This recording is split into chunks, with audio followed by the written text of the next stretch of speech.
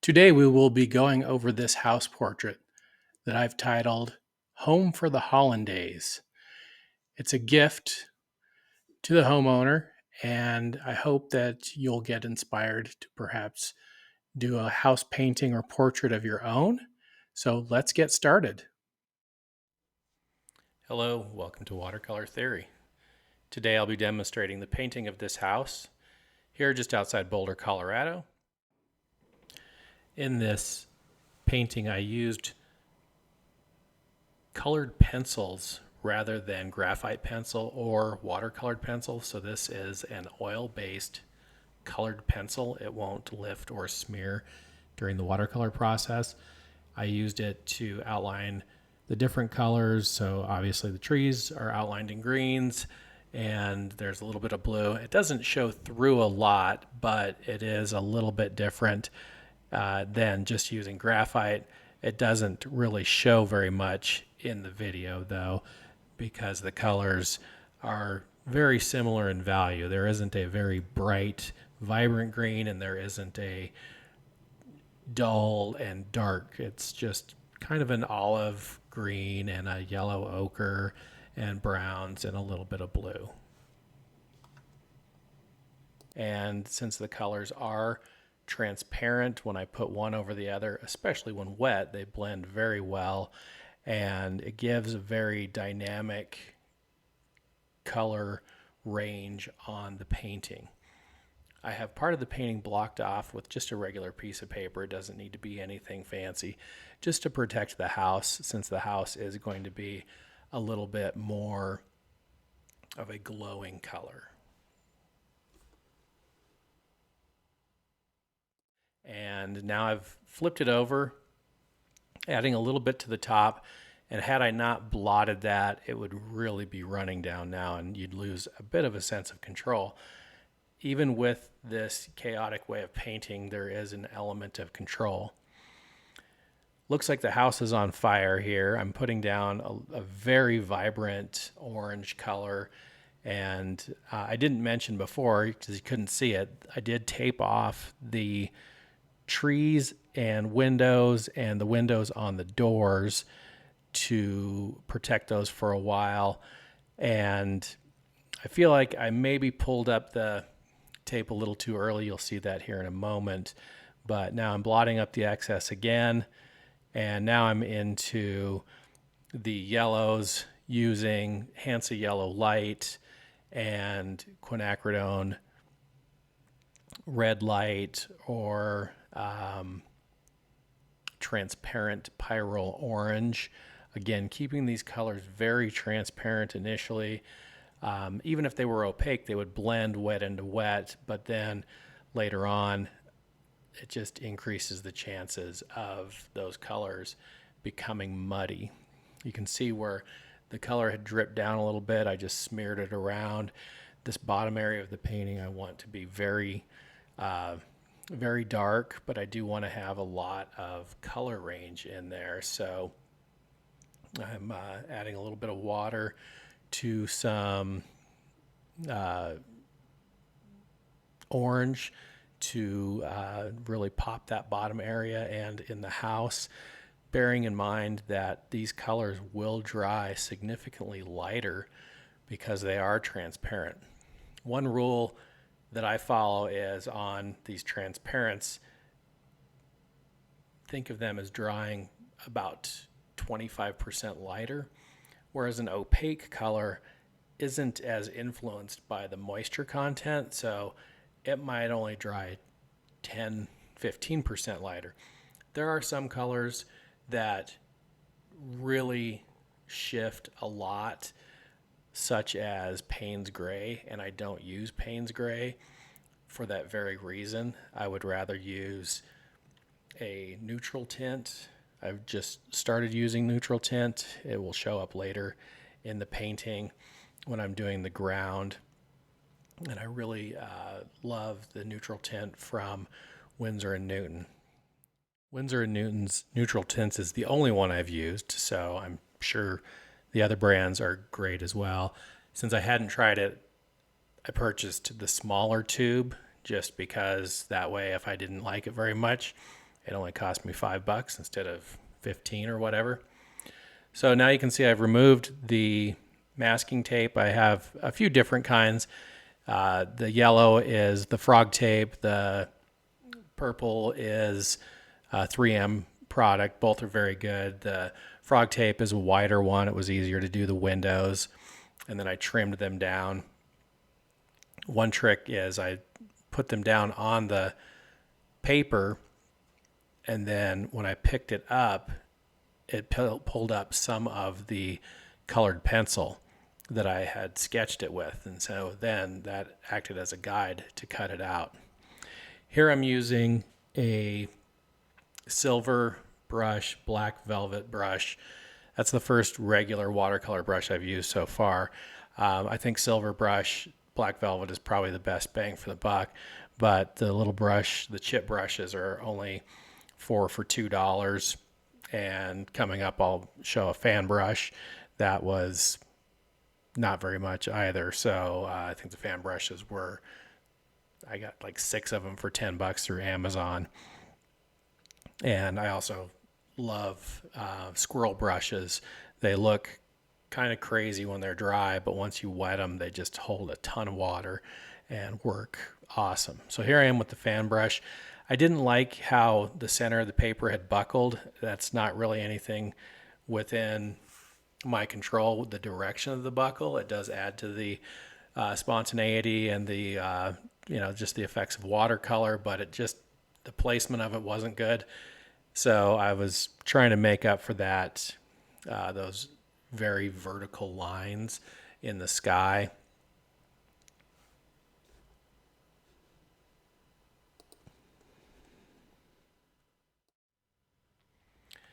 So now I'm still trying to soften that sky a little bit, or even it out might be a better way to say it. And now I'm using one of the hog's hair bristle brushes that I purchased from Amazon. Like I said, I think it was like 6 for $10 or $12, and works good for adding the texture. There's a tree over to the side, like a conifer. And using that, it splatters nicely. It holds the water, holds a good amount of water, and because it is a natural bristle brush, it will kind of clump together when using it. So now I'm using Core's Sap Green. I wish I had mixed it a little bit lighter just to show through some of those colors that are in the tree to imply early autumn, late summer. But I still am very happy with the way things turned out. I'm also adding in some Hooker's Green. It's semi-opaque to opaque, so it is darker as well. I don't like to use that too much, but I do like the appearance of the Hooker's Green.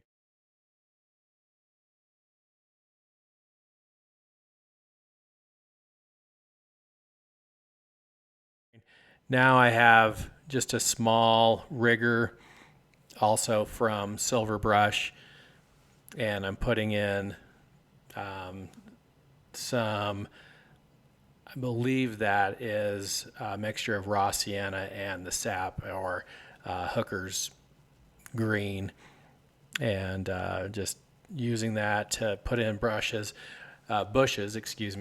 and kind of trying to move around a little bit, not staying too hyper focused on one area, allowing the aspen tree to dry a little bit so that it doesn't get overworked for one, and also working another area allows me to see color relationships and value relationships. I do know some people that will finish a complete area and then move on to another area, and that might be part of their training, or that might be what makes sense to them. But as I've explored and learned, I've found that moving around is a little bit better. I say that, but I'm watching myself work on just one side of the painting, but I'm not just working on that tree. So this is one of the squirrel brushes that I purchased through Amazon. I believe it was a 8, 10, and 12 for just like $13. It was insane. So I went to order the 2, 4, and the 6, and I couldn't find them by the same manufacturer. And so I had to buy from another company, and it cost twice as much, and the brushes are actually smaller. So it doesn't make a lot of sense, but it works. Now I'm pushing the brush rather than pulling it. It kind of splays out the bristles a little bit. Another thing is working in clumps. A lot of artists talk about big shapes, not big objects. Well, this isn't a tree, so the tree is the object, but doing big shapes, clusters and clumps of leaves, and then letting other colors show through. And that also was already kind of laid out by the branches. Now on the tree, on the left, I'm starting with the sap just like I did on the other. And then right now I'm working on some of the trees that are behind the house and working on this aspen. The aspen wasn't actually there. It was requested that the people were sad that the tree had died. Aspens get diseased pretty easily. And so this tree isn't actually there anymore. I knew that the owners really wanted it back, so we put that in.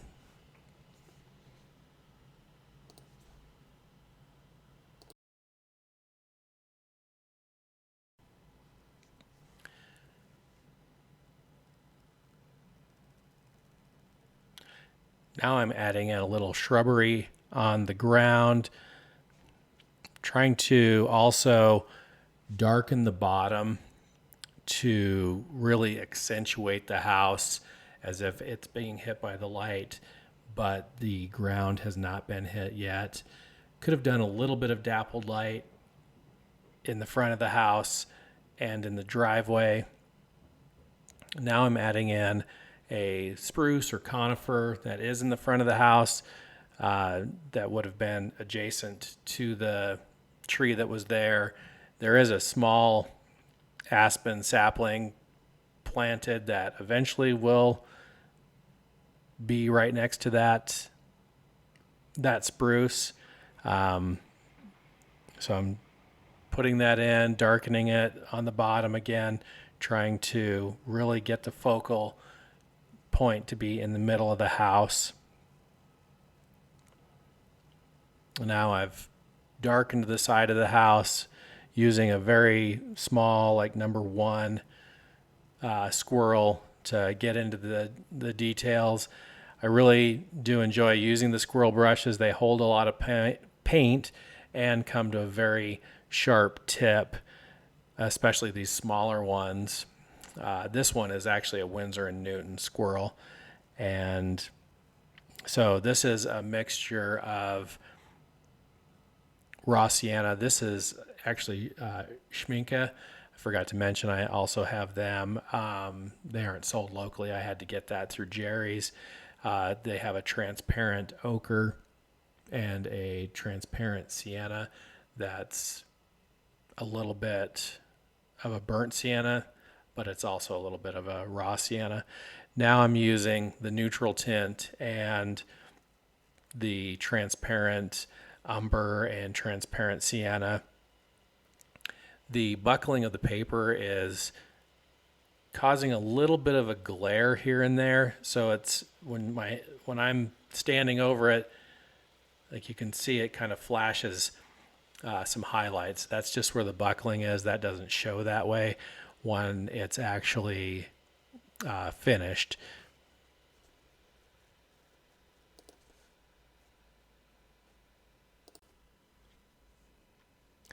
So I'm working that color in pretty wet, letting it pool up and getting a bit of a bead going so that I can bring it down to the bottom.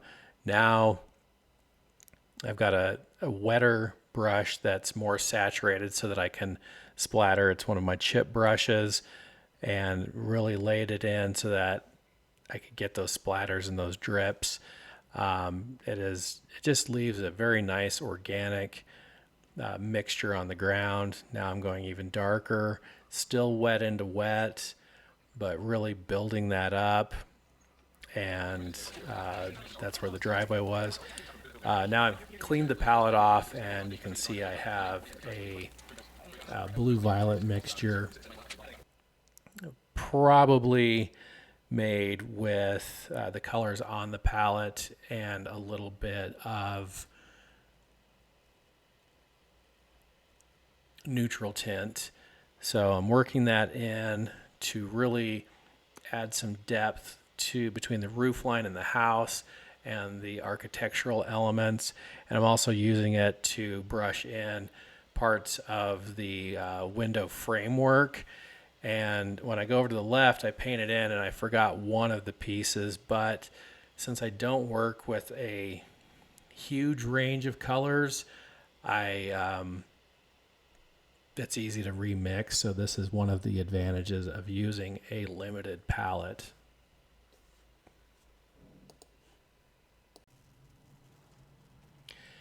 Now I'm really getting into the home stretch, putting in little details here and there, separating out the different value planes, trying to get those columns and beams to really pop out, putting in color, working it around, adding shadows, using browns, blue violets, neutral tint, just a lot of random brushwork, keeping the movement going. And right now I'm working on those darks. I will go back in shortly and add in some highlight areas with some cadmiums, just because they have a little bit of opacity and they'll cover up, not cover up, but they'll stand out a little bit more for adding in some highlights here and there. I also need to go in and add in the flowers in the pots by the door. When I had done the illustration, I was following my reference material a little too closely and had them without flowers in them, and because it's December as I'm painting this and finishing it up. So just putting in some architectural elements. In my photos, these elements were very, very dark and hidden, but the windows were reflecting the sky very well. So again, I'm trying to make this a sunrise picture. So I do put in the sky and a little bit of orangish pink, and then up into the blue sky reflecting that, which I'll get to shortly. Now I'm trying to make it look as if the trees are not just taped on there. I'm covering up, filling in the gaps, putting in shadows, putting in knots, just different elements to make it look like a tree. While we think of the aspen bark or birch bark as being very white, it doesn't look very good in stark white. So I'm covering that up a little bit. Still haven't gotten to that window where I forgot to paint in that one element that was of the windows, but I'll get to that here shortly. So this is a lot of just back and forth, adding in details, darkening this, well, not lightening things, but darkening things to make other items appear lighter and pop out more. So this is a lot of back and forth with different colors. You can see on the palette that it's blues and pinks and just various mixtures of red violet to blue violet, and adding depth and warmth or cooling things off so they'll recede. Just remembering that warm colors tend to come forward, cool colors tend to recede in the distance. And so I'm just going again back and forth. Now I'm going in with a very tiny squirrel brush, just popping in little bits here and there, try to separate out some of the leaves on the grasses, the tall grasses that are in the front, adding little elements, shadows here and there, just trying to get it to pop a little bit more. There's obviously a black and white of the house. I've put in some of the details of the windows. The door itself has a lot of it's leaded glass, not stained glass, but it's clear glass, but it's been leaded in there. Beautiful doorway, and I've already put in the blues, and just working this until I get to the finished product. Got about 30 seconds left. I will show the finished painting one more time. And we're coming into the home stretch. Going to show one last full size of the finished painting with the flowers added to it. If you haven't already subscribed, please do so. It is, for you, it is free, and it will always help me. So I greatly appreciate any subscribers. It does help me grow the channel and spend more time on the videos and invest in other equipment. So stay tuned for the next video, which will be sailboats in the fog. Thanks again. Please subscribe.